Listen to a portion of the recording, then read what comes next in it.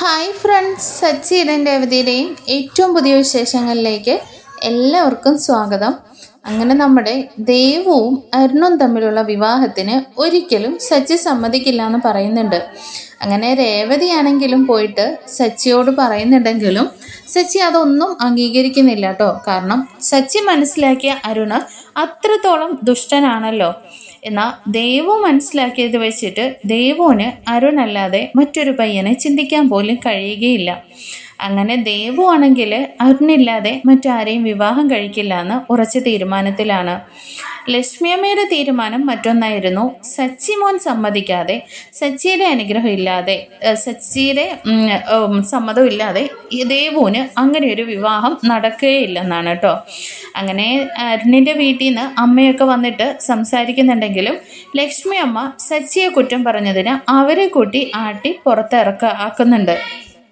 ആകെ വിഷമത്തിലായ ദേവു ആണെങ്കിൽ വല്ലാത്തൊരവസ്ഥയിലേക്ക് പോകുന്നുണ്ട് കേട്ടോ. കാരണം ദേവു മരണത്തെ മുന്നിൽ കാണുന്ന ഒരു സിറ്റുവേഷൻ കൂടി ഉണ്ടാവുന്നുണ്ട്. അങ്ങനെ ദേവു ഹോസ്പിറ്റലായി വിവരം അറിഞ്ഞിട്ട് സച്ചിയും രേവതിയും ഓടി അങ്ങോട്ടേക്ക് എത്തുന്നുണ്ടെങ്കിലും ദേവുവിനെ ഹോസ്പിറ്റലിലേക്ക് കൊണ്ടുപോകുന്ന കാഴ്ച ട്രാഫിക് പോലീസായ അരുണും കാണുന്നുണ്ട്. അങ്ങനെ അരുണും അമ്മയും കൂടിയിട്ട് അവിടെ എത്തുന്നുണ്ട്. അങ്ങനെ ഹോസ്പിറ്റലിൽ വെച്ച് തന്നെ നമ്മുടെ സച്ചിയും അരുണും നേർക്ക് നേരെ എതിർത്ത് കൂട്ടിമുട്ടുകയാണ് കേട്ടോ. കാരണം അരുണ് പറയുന്നുണ്ട് ദേവുവിൻ്റെ ഈ അവസ്ഥയ്ക്ക് കാരണം നിങ്ങളാണെന്ന്. സച്ചി അതേസമയം ഈ അവസ്ഥയ്ക്ക് നല്ല സന്തോഷത്തിൽ നടന്ന പെൺകുട്ടീനെ ആശ കൊടുത്ത് ഈ അവസ്ഥയിലാക്കിയത് നീയാണെന്നും പറഞ്ഞിട്ട് രണ്ടുപേരും തമ്മിൽ അവിടെ നിന്ന് വാക്കേറ്റം ഉണ്ടാവുന്നുണ്ട്. എന്നാൽ രേവതി സച്ചിയെ അവിടെ നിന്ന് ആട്ടി ഇറക്കുകയാണ് കേട്ടോ. എൻ്റെ അനിയത്തിയുടെ ഈ അവസ്ഥയിലും നിങ്ങൾ ഇവിടെ കിടന്ന് ഒച്ചയിടുവാണോ എന്ന് ചോദിച്ച്. അങ്ങനെ സച്ചി ഹോസ്പിറ്റലിൽ നിന്ന് ഇറങ്ങി പോകുന്നൊക്കെയുണ്ട്. അപ്പോൾ ആ വിശേഷങ്ങളാണ് നമ്മൾ പറയാൻ പോകുന്നത്. ദേവുവിന് എന്ത് സംഭവിക്കുന്നെന്നും അരുണ് മൂലം എന്താണ് മറ്റുള്ള വിഷയങ്ങളെന്നൊക്കെ അറിയാനായിട്ട് നമ്മുടെ വീഡിയോ ഫുള്ളായിട്ട് വാച്ച് ചെയ്യണേ. രേവതിയാണെങ്കിൽ രവിയുടെ അടുത്ത് പോയിട്ട് ഈ കാര്യങ്ങളൊക്കെ പറയുന്നുണ്ട് കേട്ടോ. അച്ഛാ, ദേവു ഇതുപോലൊരു പോലീസ് കോൺസ്റ്റബിളാണ്, നല്ല പയ്യനാണ്, ദേവുവിന് ഒരുപാട് ഇഷ്ടമാണെന്നൊക്കെ. എന്നാൽ സച്ചിയേട്ടനുമായിട്ടുള്ള പ്രശ്നം കൊണ്ട് സച്ചിയേട്ടൻ അതിന് സമ്മതിക്കില്ല എന്ന് പറയുന്നുണ്ട്. ഈ സമയം രവി പറയുന്നുണ്ട് എന്തായാലും ദേവു നല്ല വീട്ടിലെ പെൺകുട്ടി ആയതുകൊണ്ട് തന്നെ ദേവു എടുത്ത തീരുമാനം ഒരിക്കലും തെറ്റാകുമെന്ന് തോന്നുന്നില്ല. പിന്നെ മോളൊരു കാര്യം ചെയ്യും, ഞാൻ വേണമെങ്കിൽ സച്ചിയോടൊന്ന് കാര്യങ്ങൾ സംസാരിക്കാമെന്ന് പറയുന്നുണ്ട്. എന്നാ രേവതി പറയുന്നുണ്ട് അച്ഛാ ഒരിക്കലും അത് വേണ്ട, എന്തായാലും ഞാൻ ഇപ്പോൾ സച്ചിയേട്ടനോട് അച്ഛൻ അങ്ങനെയൊക്കെ സംസാരിച്ചാൽ ഞാൻ അച്ഛനോട് കാര്യങ്ങളൊക്കെ പറഞ്ഞ് അച്ഛനെ കൊണ്ട് പറയിപ്പിക്കുന്നതാണെന്നേ വിചാരിക്കുകയുള്ളൂ. അതുകൊണ്ട് തന്നെ അച്ഛൻ ഇത് ഇപ്പോൾ അറിഞ്ഞതായിട്ട് ഭാവിക്കണ്ടെന്ന് പറയുന്നുണ്ട്. എന്നാൽ ശരി മോളെ, എന്തായാലും എന്താവശ്യം ഉണ്ടെങ്കിലും നിങ്ങളുടെ എല്ലാ കാര്യത്തിനും ഈ അച്ഛൻ കൂടെ ഉണ്ടാവുമെന്ന് പറഞ്ഞിട്ട് രവി അവിടെ നിന്ന് അങ്ങ് പോകുന്നുണ്ട്. രേവതി ഇങ്ങനെ ഹാളിലിരുന്ന് ദേവുവിനെ കുറിച്ച് ചിന്തിച്ചുകൊണ്ട് തന്നെ പൂവൊക്കെ കെട്ടിക്കൊണ്ട് ഇങ്ങനെ ഇരിക്കുകയാണ് കേട്ടോ. ഈ സമയം ചന്ദ്രമതി അങ്ങോട്ടേക്ക് വരുന്നുണ്ട്. ഓഹോ, ഇപ്പൊ വന്ന് നീ നടുമിറ്റത്തും ഇതാണല്ലേ പരിപാടി, ഇതിപ്പോ ഒരു പൂക്കട തന്നെ ആക്കുമല്ലോ. പിന്നെ എന്തായാലും ഈ വീട്ടിലെ കാര്യങ്ങളൊന്നും നടന്നില്ലെങ്കിലും നിന്റെ പണി കൃത്യമായിട്ട് നടക്കുന്നുണ്ടല്ലോ എന്നൊക്കെ പറയുന്നുണ്ട്. എന്നാൽ രേവതി ഇങ്ങനെ ചന്ദ്രമതിയെ ഒന്ന് സൂക്ഷിച്ചു നോക്കുന്നതല്ലാതെ മറുപടി ഒന്നും കൊടുക്കുന്നില്ല. എന്താടി നീ എന്നെ നോക്കി പേടിപ്പിക്കുകയാണോ എന്ന് ചോദിക്കുന്നുണ്ടെങ്കിലും രേവതി ചോദിക്കുന്നുണ്ട് അമ്മയ്ക്കിപ്പോൾ എന്താ വേണ്ടതെന്നേ. അതെ, ഇന്നലെ രാത്രി കിടന്ന് ഇവിടെ കെട്ടിയോളും കൂടി ഭയങ്കര ബഹളം ഉണ്ടാക്കുന്നുണ്ടല്ലോ, ഈ വീട്ടില് മറ്റുള്ള ആർക്കും ജീവിക്കണ്ടേ എന്നൊക്കെ ചോദിക്കുന്നുണ്ട്. രേവതി പറയുന്നുണ്ട് അതെ, എന്നും ഞങ്ങൾ തമ്മിൽ പ്രത്യേകിച്ച് പ്രശ്നമൊന്നുമില്ല, സച്ചേട്ടൻ അല്പം കുടിച്ചിട്ട് വന്നായിരുന്നു, അതുകൊണ്ടാണ് ഞാൻ അതിനെക്കുറിച്ച് സംസാരിച്ചേനെ. ഓ, അവൻ കുടിച്ചിട്ട് വരുന്നത് പുതുമയൊന്നും അല്ലല്ലോ, എന്നാലും അവനിവിടെ എന്തൊക്കെയോ ബോർഡറൊക്കെ വരയ്ക്കുന്നുണ്ടായിരുന്നല്ലോ, എന്തോ പ്രശ്നമുണ്ടെന്ന് പറയുകയാണേ. അപ്പോഴേക്ക് രേവതി പറയുന്നുണ്ട് ദേ അമ്മേ, പ്രശ്നങ്ങളൊന്നും ഇല്ലെന്ന് പറഞ്ഞല്ലോ, പിന്നെന്താന്നേ. എന്തായാലും നീ കിടന്ന് ഉരുളൊന്നും വേണ്ട, നിങ്ങൾ തമ്മിൽ മറ്റെന്തോ ഒരു പ്രശ്നമുണ്ടെന്ന് പറയുന്നുണ്ട്. ഈ സമയം നമ്മുടെ സച്ചിയാണെങ്കിൽ ഉറക്കത്തിൽ നിന്ന് ഇങ്ങനെ എഴുന്നേറ്റ് നടന്നു വരികയാണേ. രാത്രി നല്ല മദ്യപിച്ചിട്ട് വന്നിട്ട് രേവതിയായിട്ട് ദേവുവിൻ്റെ കാര്യം പറഞ്ഞിട്ടുള്ള പ്രശ്നങ്ങളൊക്കെ ഉണ്ടായിരുന്നു. സച്ചി നടന്നു വരുന്നത് കാണുന്നതേ ചന്ദ്രമതി ചോദിക്കുന്നുണ്ട്, എന്താടാ, എന്തായി വീട്ടിൽ നടക്കുന്നേനെ? ഓ അതോ, ഞാനിപ്പം നടന്നു വരുന്നത് അമ്മ കാണുന്നില്ലേ, അത് തന്നെയാ ഇവിടെ നടക്കുന്നേന്ന് പറയുന്നുണ്ടേ. ദേ, നീ നിന്റെ നാക്കും വെച്ച് അടങ്ങിയിരുന്നോ? ഇവിടെ ഇന്നലെ രാത്രിയിൽ എന്തായിരുന്നു പ്രശ്നമെന്നൊക്കെ ചോദിക്കുന്നുണ്ട്. എന്നാ സച്ചി ഇങ്ങനെ രേവതിയെ നോക്കുന്നുണ്ട്. അപ്പോഴേക്കും ചന്ദ്രമതി രണ്ടുപേരുടെയും മുഖത്തേക്ക് മാറി മാറി നോക്കുന്നുണ്ടെങ്കിലും മറുപടി ഒന്നും പറയുന്നില്ല. ഈ സമയം സച്ചി പുറത്തേക്ക് നോക്കി ഒരു പരിഹസിച്ചുള്ള ഒരു ചിരി ചിരിച്ചുകൊണ്ട് നോക്കുന്നുണ്ട്. ചന്ദ്രമതി തിരിഞ്ഞു നോക്കുന്ന സമയത്ത് നമ്മുടെ സുധിയുടെ താടിയലിന് ഒരു സ്റ്റിച്ചൊക്കെ വെച്ചിട്ട് കയറി വരികയാണ് കേട്ടോ. ശ്രുതിയാണ് കൂട്ടിക്കൊണ്ട് വരുന്നത്. ചന്ദ്രമതി പെട്ടെന്ന് തന്നെ അയ്യോ ഇതെന്താടാ, എന്താ പറ്റിയെന്നും ചോദിച്ചിട്ട് ഓടി ചെല്ലുന്നുണ്ട്. എന്നാൽ ശ്രുതിക്ക് വാ തുറന്ന് സംസാരിക്കാനേ വയ്യാട്ടോ. അപ്പോഴേക്കും മറുപടി പറയുന്നത് ശ്രുതിയാണ്. ആൻറ്റി, ഞാൻ രാവിലെ എഴുന്നേറ്റ് നോക്കിയപ്പോൾ ശ്രുതിയുടെ വായുടെ സൈഡെല്ലാം വീങ്ങിയിരിക്കുകയായിരുന്നു, അതുകൊണ്ട് ഞാൻ ഹോസ്പിറ്റലിൽ കൊണ്ടുപോയെന്നേ. നീ എന്താടി എൻ്റെ മോനെ ചെയ്തതെന്ന് ചോദിച്ചിട്ട് ശ്രുതിയുടെ നേരെ ചാടുന്ന ചന്ദ്രമതിയോട് ശ്രുതി പറയുന്നുണ്ട്, ആൻറ്റി ഞാനൊന്നും ചെയ്തതല്ല, എന്നോട് പറഞ്ഞത് മുഖമിടിച്ച് താഴെ വീണതാണെന്നേ. അപ്പോഴേക്കും രേവതി ചോദിക്കുന്നുണ്ട്, അല്ല മുഖമിടിച്ച് വീണാൽ അതെങ്ങനെയാണ് കൈക്കൊന്നും പറ്റാതെ മുഖത്തിന് മാത്രം സംഭവിക്കുന്നതെന്നേ. അപ്പോഴേക്കും ശ്രുതിക്ക് വാ തുറന്ന് ഇങ്ങനെ ആക്ഷൻ കാണിക്കുന്നത് മാത്രമേ ഉള്ളൂ. സച്ചിയെ നോക്കുന്നുണ്ട് കേട്ടോ. മറ്റൊന്നുമല്ല, ശ്രുതി എന്തോ ഒരു കൊള്ളരുതായ്മ പറഞ്ഞതിന് നമ്മുടെ സച്ചി തന്നെ രാത്രിയിൽ വാ തീർത്തൊറ്റൊരെണ്ണം കൊടുത്തതാണ് കേട്ടോ. സച്ചി ഇങ്ങനെ കുനിഞ്ഞു നിൽക്കുന്ന കാണുമ്പോൾ തന്നെ രേവതിക്ക് എന്തോ പന്തികേട് തോന്നുന്നുണ്ട്. സച്ചി എന്തോ ചെയ്തതാണെന്നേ. എന്നാൽ ഇത് മറ്റാരും അറിഞ്ഞിട്ടില്ലല്ലോ. അങ്ങനെ ശ്രുതിയോട് ചന്ദ്രമതി ചോദിക്കുന്നതിനെല്ലാം നമ്മുടെ ശ്രുതിയാണ് മറുപടി പറയുന്നത്. ശ്രുതി ഇങ്ങനെ ആംഗ്യ ഭാഷയിൽ ഓരോന്ന് കാണിക്കുന്നുണ്ടെങ്കിലും ശ്രുതി അത് മനസ്സിലായില്ലെന്ന് ചന്ദ്രമതി പറയുമ്പോൾ എല്ലാം ശ്രുതിക്ക് അനുകൂലമായിട്ടുള്ള ഓരോ കാര്യങ്ങൾ പറയുകയാണ് കേട്ടോ. നീ എന്തിനാടി എന്നെ വിളിക്കാതെ എൻ്റെ മോനെ കൊണ്ട് ഹോസ്പിറ്റലിൽ പോയത്? നിന്നോടാരാ എൻ്റെ മോനെ കൊണ്ടുപോകാൻ പോയെന്നൊക്കെ ചോദിക്കുന്നുണ്ട്. അപ്പോഴേക്കും ശ്രുതി ഇങ്ങനെ ആക്ഷൻ കാണിക്കുന്നുണ്ടെങ്കിലും ശ്രുതി പറയുന്നുണ്ട്, അതെ ശ്രുതി പറയുന്നത് ആൻറ്റി ഉറക്കമായിരുന്നല്ലോ, അതുകൊണ്ട് തന്നെ എൻ്റെ കാര്യങ്ങളൊക്കെ നോക്കേണ്ടത് എൻ്റെ ഭാര്യയായ ശ്രുതിയല്ലേ, അതുകൊണ്ടാണ് അവൾ കൊണ്ടുപോയെന്നേ. അപ്പോഴേക്കും ചന്ദ്രമതി ചോദിക്കുന്നുണ്ട്, എടി നീ ഇത് നിൻ്റെ മനസ്സിൽ നിന്ന് പറയുന്നതാണോ അതോ അവൻ അങ്ങനെ തന്നെയാണോ പറഞ്ഞതെന്നേ. അപ്പോഴേക്കും ശ്രുതിക്കൊന്നും മിണ്ടാൻ വയ്യാതെ ഇങ്ങനെ നിൽക്കുകയാണല്ലോ. പെട്ടെന്ന് തന്നെ രവിയും അങ്ങോട്ടേക്ക് വരുന്നുണ്ട്. എടാ എന്താ പറ്റിയെന്നും ചോദിച്ചോണ്ടേ. അപ്പോഴേക്കും സച്ചി പറയുന്നുണ്ട്, അതെ പാർലർ എടുത്തിയാണ് ഇപ്പോൾ ശ്രുതിക്ക് വേണ്ടിയിട്ട് ഡബ് ചെയ്യുന്നത്, അവരോട് ചോദിക്കാനേ. അങ്ങനെ ശ്രുതി പറയുന്നുണ്ട്, അങ്കിൾ എന്തോ രാത്രിയിൽ എവിടോ വീണതാണെന്നാണ് പറഞ്ഞത്, ഞാനിപ്പോൾ ഹോസ്പിറ്റലിൽ കൊണ്ടുപോയിട്ട് വന്നാണെന്നേ. രവിയും അതേ കാര്യം തന്നെ ചോദിക്കുന്നുണ്ട്, വീണാൽ എങ്ങനെയാടാ ഇങ്ങനെ വായിടിച്ച് വീഴുന്നതെന്നേ. അപ്പോഴേക്കും സച്ചിയെ കാണിച്ചുകൊണ്ട് ശ്രുതി എന്തോ പറയുന്നുണ്ടെങ്കിലും സച്ചി പറയുന്നുണ്ട്, അതെ ഇനി ആംഗ്യം കാണിക്കാൻ ആ കൈയും കൂടി എന്തെങ്കിലും പറ്റാതിരിക്കാൻ വേണ്ടിയിട്ട് മിണ്ടാതിരുന്നോ. ആരുടെ അടുത്തെങ്കിലും പോയി എന്തെങ്കിലും കൊള്ളരുതായ്മ പറഞ്ഞത് കാണും, അവർ മുഖം തീർത്ത് കൊടുത്ത് കാണുമെന്നേ.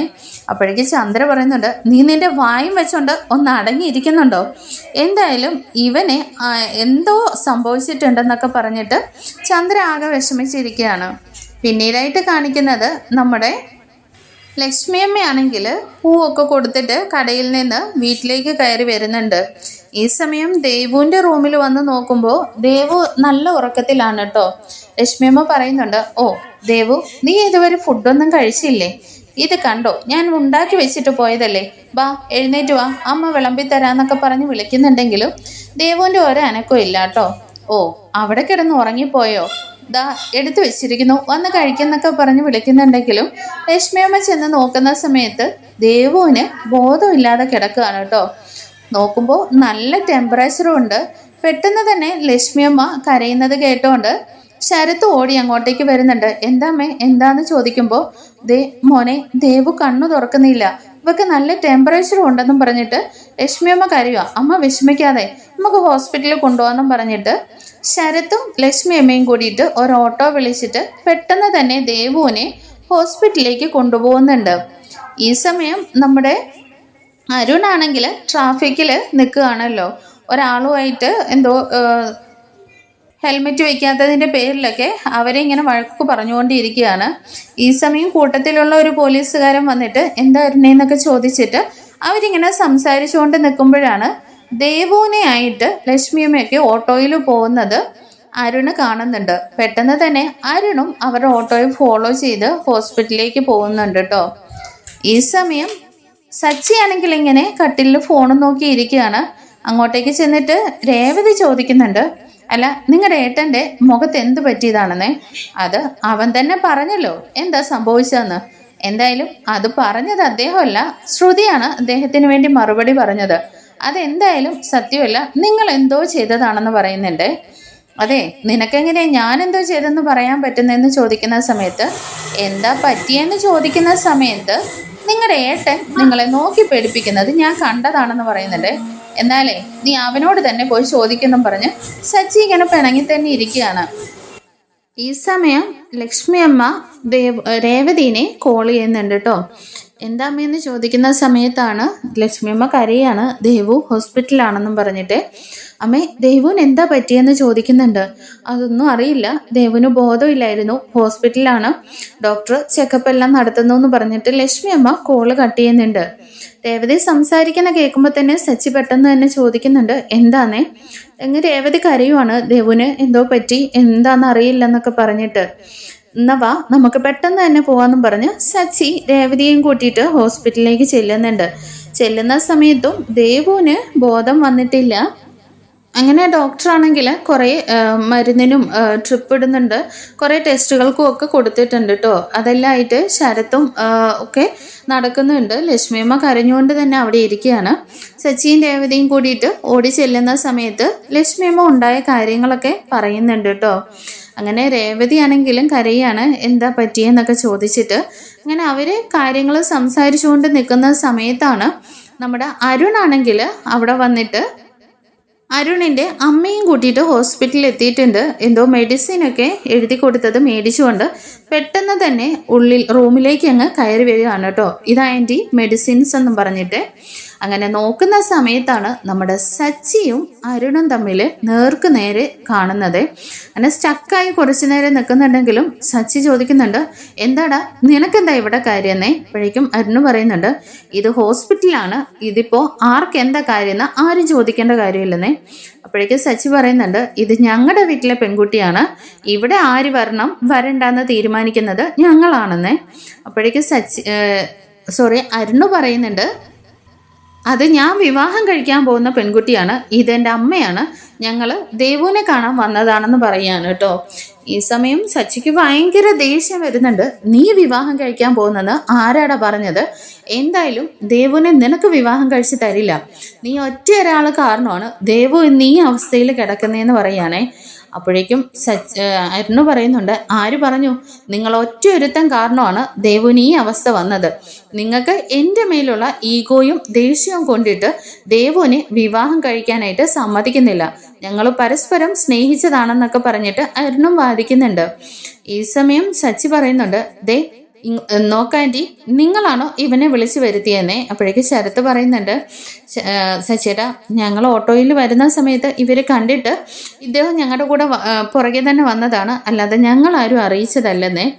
ഈ സമയം രേവതിയാണെങ്കിൽ പിടിച്ചു മാറ്റാൻ ശ്രമിക്കുന്നുണ്ട്, സച്ചേട്ടാ ഒന്നും മിണ്ടാതിരി, ഇത് ഹോസ്പിറ്റലാണ്, ഒച്ച വയ്ക്കാതെ എന്നൊക്കെ. എന്നാൽ സച്ചിയാണെങ്കിൽ അരുണിൻ്റെ അമ്മയുടെ നേരെയും ഒച്ച വയ്ക്കുന്നുണ്ട്, ദേ നിങ്ങളുടെ മകനാണിതല്ലേ, ഇവനെ വിളിച്ചോണ്ട് മര്യാദയ്ക്ക് ഇവിടെ നിന്ന് പൊക്കോ, ഈ പ്രശ്നത്തിനെല്ലാം കാരണം ഇവനാണെന്നേ. അരുണും വിട്ടുകൊടുക്കുന്നില്ല. രണ്ടുപേരും തമ്മിൽ അങ്ങോട്ടും ഇങ്ങോട്ടും വാക്കുതർക്കം ഉണ്ടാവുമ്പോഴേക്കും രേവതിയാണെങ്കിൽ സച്ചിയെ വിളിച്ച് തള്ളി പുറത്തേക്ക് അങ്ങ് കൊണ്ടുപോവാണ് കേട്ടോ. ദേ ഒന്ന് നിർത്തുന്നുണ്ടോ? എൻ്റെ അനിയത്തി ഈ അവസ്ഥയിൽ കിടക്കുകയാണ്, ഈ സമയത്തും നിങ്ങൾക്ക് നിങ്ങളുടെ പ്രശ്നങ്ങളാണ് വലുതല്ലേ എന്നൊക്കെ ചോദിച്ചിട്ട് ദേഷ്യപ്പെടുകയാണ് കേട്ടോ.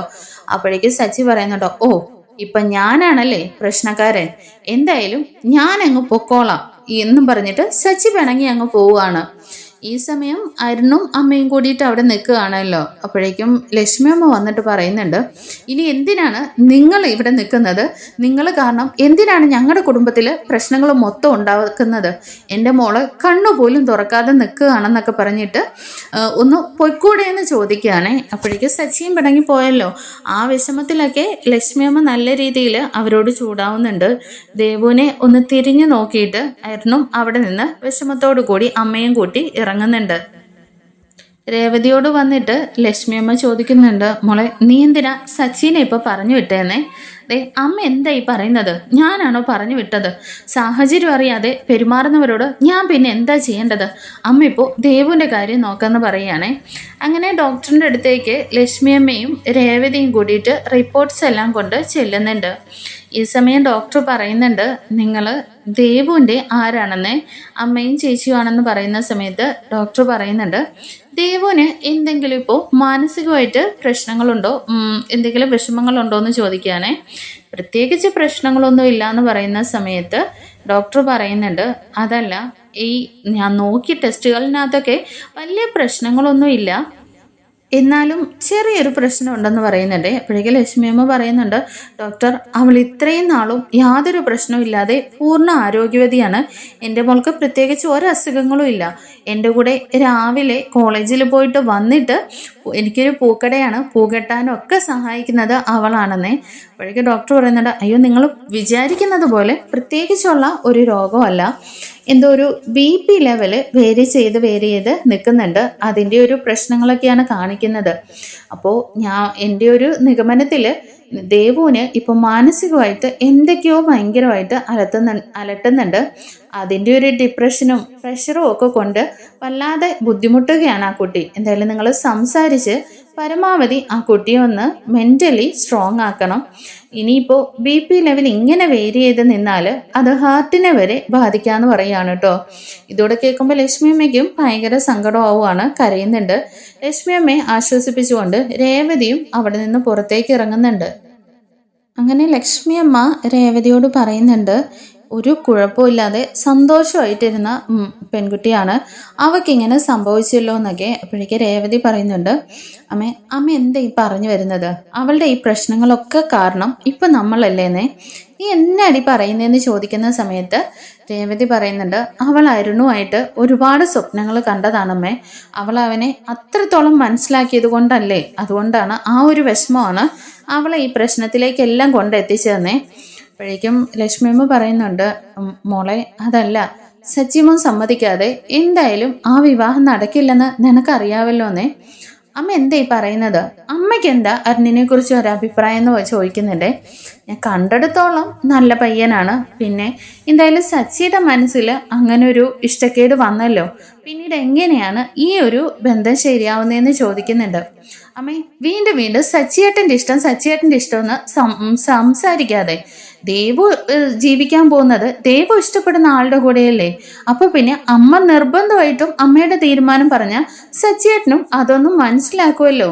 അമ്മ ഇങ്ങനെ ഒന്നും മിണ്ടാതിരിക്കുന്നതുകൊണ്ടാണ് സച്ചിയേട്ടന് ഇത്ര ദേഷ്യത്തോടു കൂടി അരുണിനെ വെറുക്കുന്നതെന്ന് പറയുന്നുണ്ട്. എന്നാലേ ലക്ഷ്മി അമ്മ പറയുന്നുണ്ട്, അതല്ല മോളെ, എന്തായാലും ഞാൻ ഇനി എന്തെങ്കിലുമൊക്കെ പറഞ്ഞാൽ സച്ചി വിചാരിക്കുകയല്ലേ സച്ചിയുടെ തീരുമാനത്തിനെ എതിർക്കുന്നെന്നോ സച്ചിയുടെ വാക്കിന് വില കൊടുക്കുന്നില്ലെന്നോ. എന്തായാലും അത് എനിക്ക് വിഷമമാവുന്നെന്ന് പറയുന്നുണ്ട്. അമ്മേ അതൊന്നും അല്ല ഇപ്പം നോക്കേണ്ടത്, മരുമകൻ്റെ ഇപ്പോഴുള്ള വാക്കിനേക്കായാലും വില കൽപ്പിക്കേണ്ടത് നമ്മുടെ ദേവുവിൻ്റെ ജീവിതമല്ലേ. അമ്മ അതൊന്ന് ചിന്തിച്ച് നോക്കെന്ന് പറയുന്നുണ്ട്. അതല്ല മോളെ, ഇനി ഞാൻ എന്തെങ്കിലും പറഞ്ഞു കഴിഞ്ഞാൽ അത് നിന്റെ ജീവിതത്തെ ബാധിക്കുമല്ലോ എന്ന് കരുതിയിട്ടാണെന്നേ. അമ്മ ഇപ്പൊ ഒന്നും വിഷമിക്കണ്ട. ദേഷ്യം കൊണ്ട് സച്ചിയേട്ടൻ എന്തായാലും പറഞ്ഞാലും സച്ചിയേട്ടൻ ഒരിക്കലും എന്നെ വെറുതെ ഇങ്ങനെ ഉപേക്ഷിക്കുകയൊന്നുമില്ല. സച്ചിയേട്ടന് അത്രയ്ക്ക് ഇഷ്ടമാണ് എന്നെ എന്നൊക്കെ പറയുന്നുണ്ട്. അങ്ങനെ ലക്ഷ്മി അമ്മേനെ രേവതി ഇങ്ങനെ പറഞ്ഞ് അരുണിനെ കുറിച്ച് സംസാരിക്കാനൊക്കെ പ്ലാൻ ചെയ്ത് പറഞ്ഞു വിടുന്നുണ്ട് കേട്ടോ. എന്തായാലും അതുകൊണ്ടൊന്നും നമ്മുടെ സച്ചി സമ്മതിക്കാൻ പോകുന്നില്ല. ദേവുവിൻ്റെ പ്രശ്നം കാരണം നമ്മുടെ സച്ചിയും രേവതിയും തമ്മിൽ വലിയ പ്രശ്നങ്ങൾ ഉണ്ടാവുകയാണ്. അതൊക്കെ നമുക്ക് അടുത്ത എപ്പിസോഡുകൾ കാണുമ്പോഴേക്കും നമ്മുടെ ചാനൽ ഇഷ്ടമായ ഒന്ന് ലൈക്ക് ചെയ്തും ഹൈപ്പ് ചെയ്തും സബ്സ്ക്രൈബ് ചെയ്തും സപ്പോർട്ട് ചെയ്യണേ. Thank you for watching.